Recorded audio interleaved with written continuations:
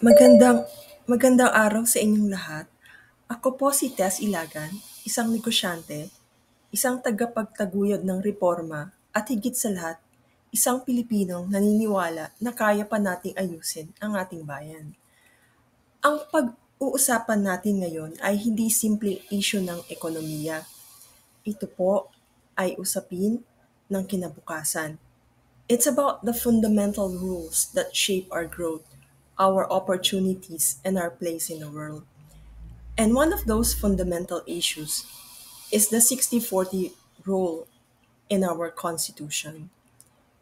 Bilang isang galing sa pribadong sektor, nakita ko mismo ang epekto nito, mga hadlang sa investments, sa trabaho, at sa tunay na pag-unlad. Pero habang mas lumalalim ang pag-unawa ko, mas nakita ko rin ang mas malaking larawan. This is not just about foreign ownership. It's about what kind of future we're willing to build. Kaya ang pamagat ng aking talakayan, fixing the fundamentals first. Kasi kung ang pundasyon ng ating sistemang pang-ekonomiya ay luma na, kailangan natin itong ayusin bago pa tayo makasulong. Hindi ito tungkol sa pagiging anti-Filipino. It's about being smart, strategic, and truly Filipino. Let's begin. So now, let's start with the basics. What exactly is the 60-40 rule and bakit siya mahalaga pag-usapan? Ito ay probisyon sa ating konstitusyon na nagsasabing pwede lang magmay-ari ang mga foreign investors ng hanggang 40% sa mga piling industriya tulad ng utilities, natural resources, at media. At first glance, parang Filipino first, right? Pero sa totoo lang, hindi ito gawang Pinoy. This provision was inserted in the 1935 Constitution under American rule. It was never about protecting us. It was about protecting American business interests at the time. The 60-40 rule didn't end in 1935.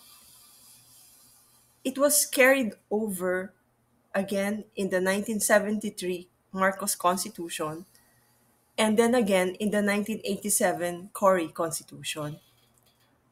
Paulit-ulit, and each time, it became harder to question. It was no longer just a colonial relic. It became institutionalized. We ended up protecting the status quo, not the Filipino.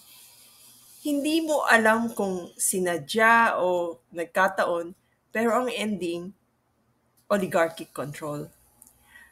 Nowadays, this rule does more harm than good. Investors want transparency, fairness, and long-term partnerships. But when they see that they can only own 40%, they pull out. And worse, others go around the law and use dummy corporations. So instead of protecting us, it opens the door to shady deals and legal loopholes. And that brings us to something important. Yes, the 60-40 rule is huge, pero hindi lang siya ang dapat ayusin. So let's zoom out a bit. Economic reform is bigger than 60-40. Let me be clear. The 60-40 rule is just one piece of the puzzle. Hindi ito ang buong solusyon. But it's a foundational barrier. Parang pundasyon ng bahay. Kahit anong ayos mo sa bubong at pader, kung bulok ang pundasyon, pabagsak pa rin ang buong istruktura. Fixing 60-40 unlocks the rest. Hindi natin sinasabi na ito lang ang problema, pero ito ang nagpapabigat sa lahat ng iba pang solusyon. Kung gusto natin ng mas maraming trabaho, mas mababang bilihin, mas maraming investors, kailangan nating tanggalin ang luma at sira-sirang harang sa pag-unlad. It's not the only reform needed. We still need agricultural reform. We still need industrial policy. Kailangan natin ng better tax systems, mas maayos na logistics, energy reforms, at syempre, political reforms. Pero ang 60-40, isa siya sa mga matagal ng bottlenecks. Think of it as clearing the main road. Parang EDSA na sobrang traffic, pwede tayong magpaganda ng side streets, mag-bike lanes, or flyover. Pero kung hindi natin i-clear ang pinaka-roadblock, hindi uusad ang traffic ng ekonomiya. 60-40 also reveals the deeper flaw in the system. The fact na na-retain ang 60-40 mula pa noong 1935 hanggang 1987, despite massive changes in the world economy, tells us na may inertia sa sistema. We fear change. We cling to the idea of control. Kahit ang ending, tayo rin ang napeperwisyo. And it affects all other reforms. Kahit mag-introduce tayo ng bagong batas like the Ease of Doing Business Act or Tax Incentives Law, kung ang foreign investor alam na 40% lang ang pwede nila, aalis at aalis sila. It's like inviting someone to dinner pero bawal silang pumasok sa kusina. May mga sinubukan na tayong reforma, pero parang laging may tumatama sa ceiling. So let's talk about that. To be fair, gumalaw naman tayo. We've passed the Public Service Act, the Retail Trade Liberalization Act, the Foreign Investments Act. Lawmakers have been trying to open up sectors little by little. But here's the problem. So kahit anong gawin ng Congress, kapag nabangga mo ang 60-40 sa Constitution, hanggang doon ka lang, may pader, may kisame, hindi ka makakatawid. So, to give a metaphor, it's like we're driving with the handbrake on. You're stepping on the gas, pero may sabit. You move, but you never reach full speed.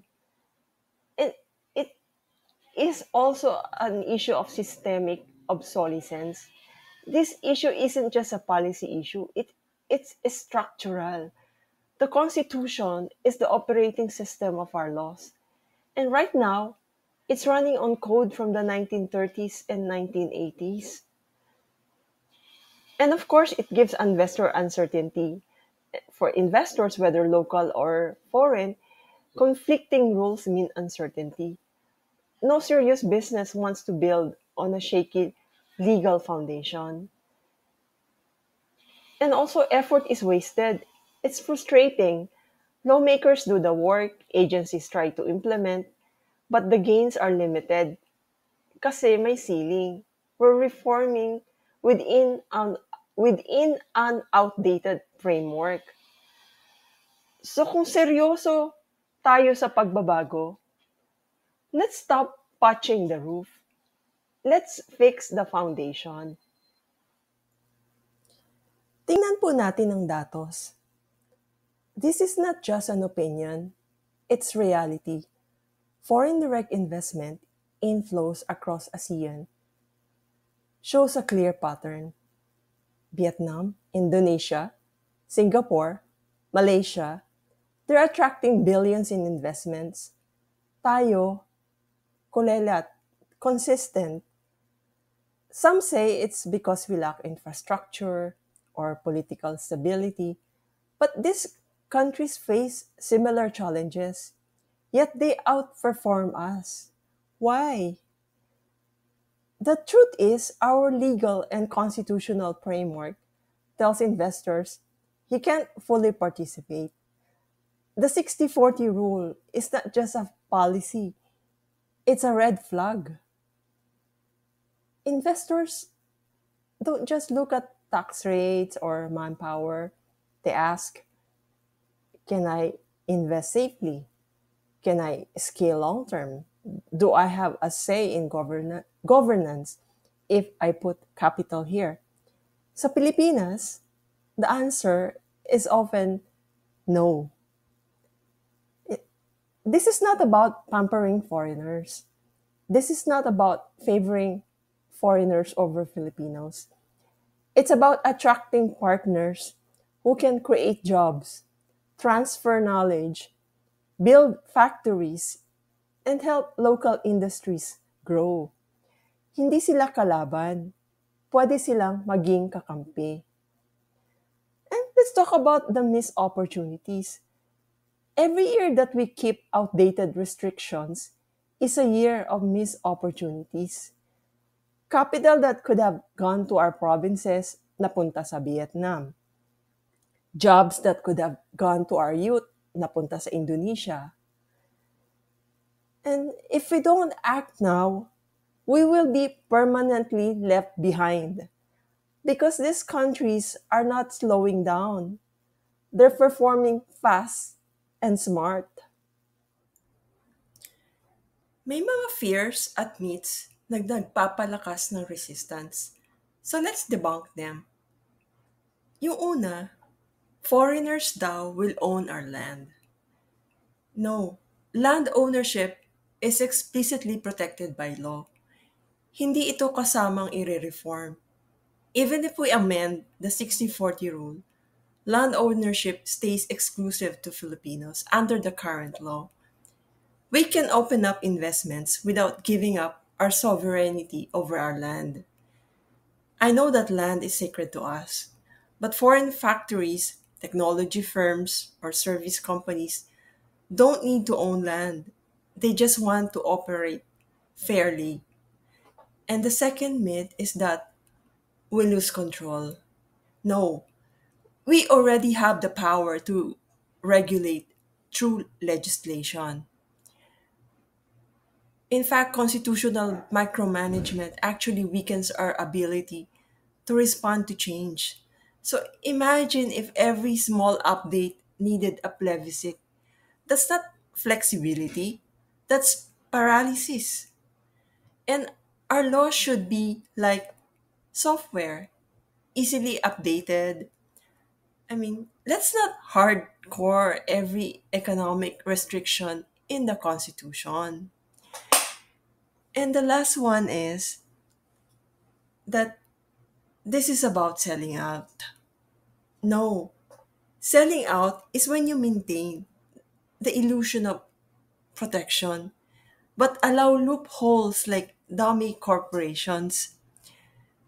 True patriotism is honesty, modernization, and creating fair rules for all players. It's not about foreign versus Filipino, it's about legit versus shady. We need smart rules that attract honest investors, not fake fronts. And think about this. Many OFWs work in foreign companies abroad with pride. Bakit kapag dito sa Pilipinas, foreign investment is suddenly evil? We trust them abroad, but not here? Let's talk about the dummy corporations na naging resulta ng rule na ito. The 60-40 rule was meant to protect Filipino interests. But what happens when even Filipino companies are forced to fake compliance through legal fiction? Dummy corporations are not the exception. They become the rule. The 60-40 rule forces even legitimate foreign investors to find legal workarounds just to operate here. And the result? We drive away honest investors and attract those willing to play dirty.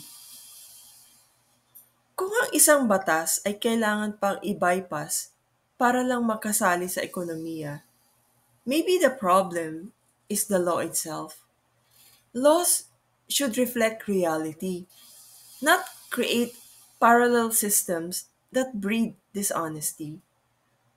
This rule doesn't level the playing field.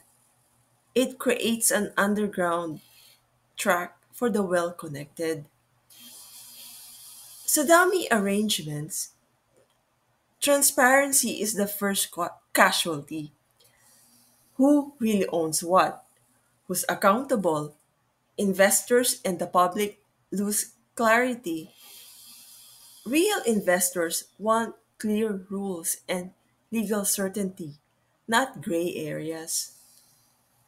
Even Filipinos suffer dahil kahit tayo, hindi makapasok ng patas kung walang koneksyon. So this begs the question, is this economic nationalism or economic theater?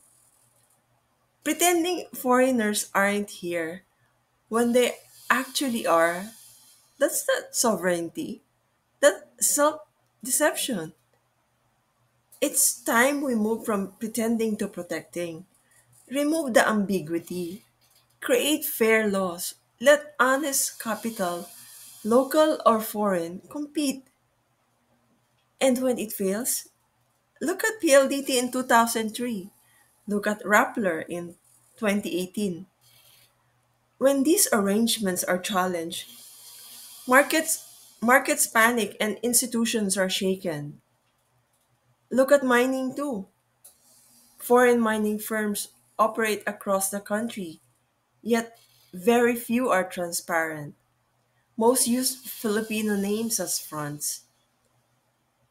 They extract our natural resources, but the benefits don't trickle down to our communities. Local partners are often just dummies. Accountability is blurred. Environmental abuses go unpunished. The 60-40 rule doesn't shield us from instability. It sometimes causes it. It's not a firewall, it's a time bomb. Real patriotism isn't about locking the gates, it's about building a fair system where anyone who plays by the rules succeeds. Let's correct a common confusion. Ang 60-40 po, hindi po yan Filipino first. In fact, nauna pa yan sa totoong Filipino first policy ni President Garcia noong 1950s. Ang 60-40 rule ay galing sa 1935 Constitution, panahon pa ng Amerikano. It wasn't created to protect us. It was created to protect them habang transitioning tayo to independence. Pero yung control na-retain. Meanwhile, yung Filipino First policy ni President Carlos P. Garcia, malinaw ang layunin. Tulungan at palakasin ang mga Pilipinong negosyante. It was bold, intentional, and very Filipino. It prioritized local industries through executive action, not just a vague clause in the Constitution. Kaya hindi sila pareho. Let's be clear. 60-40 is not Filipino first. Filipino first was a real nationalist policy. 60-40, colonial protectionism lang na binalot sa pagka-makabayan. Ang Filipino first, tumulong.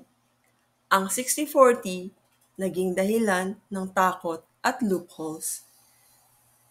Kaya kapag sinasabi ng iba na keep 60-40 kasi makabayan yan, we should ask, makabayan ba talaga o makolonyal?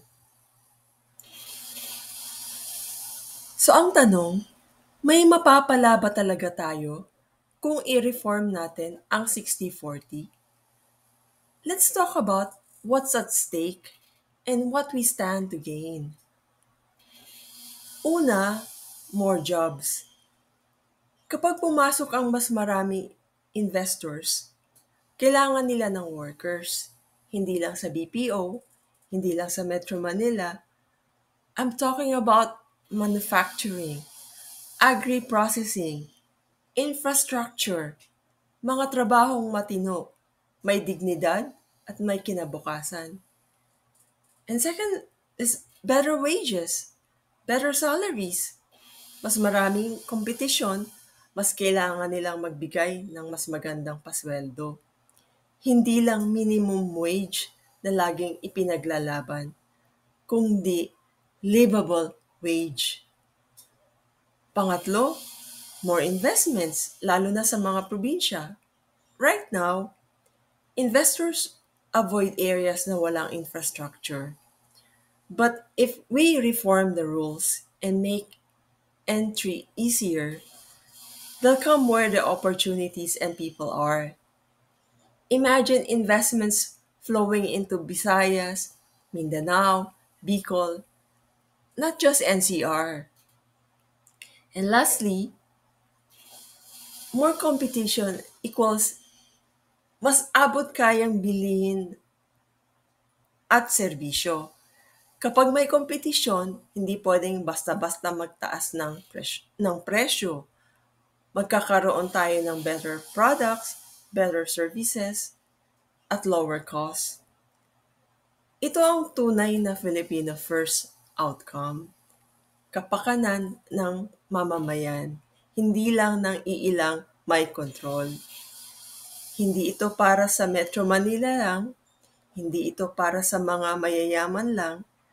This is for every Filipino who's been left behind by an outdated system.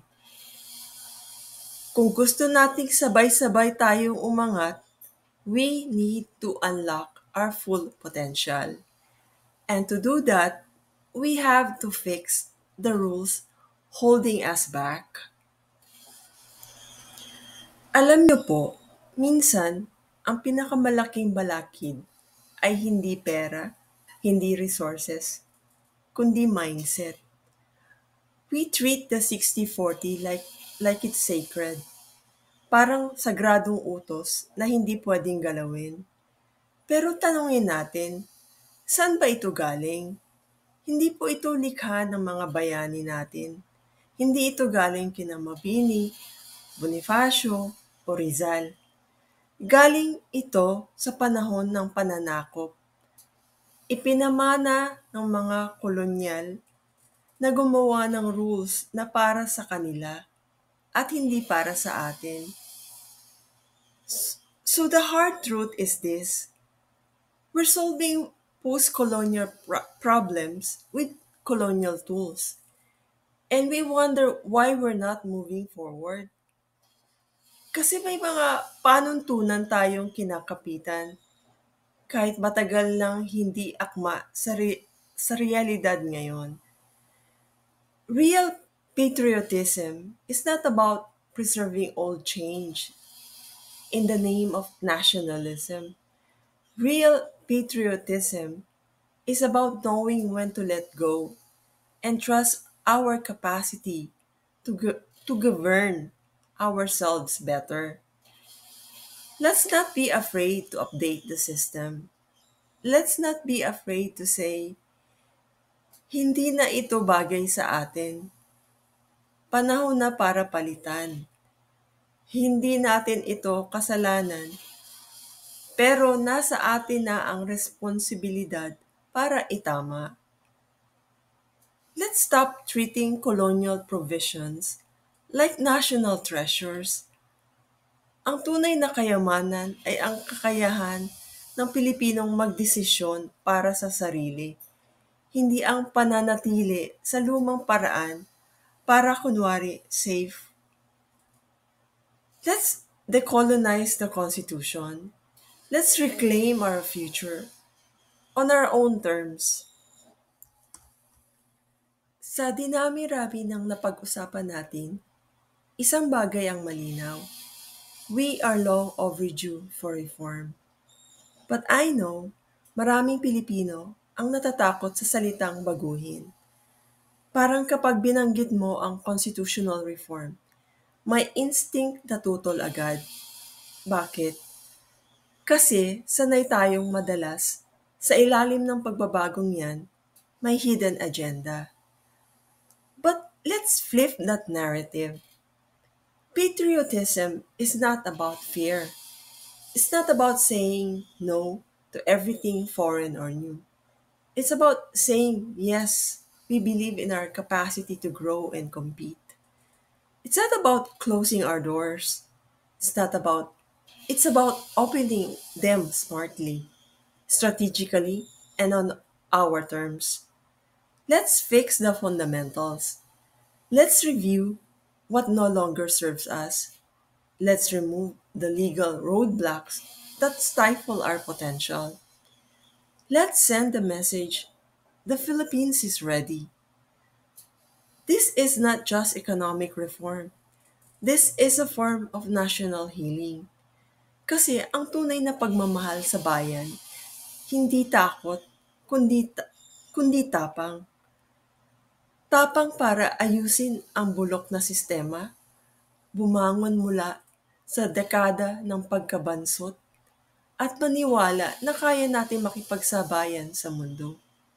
Let's trust the Filipino, not just the politicians, not just the businessmen, but every Filipino who deserves a fighting chance.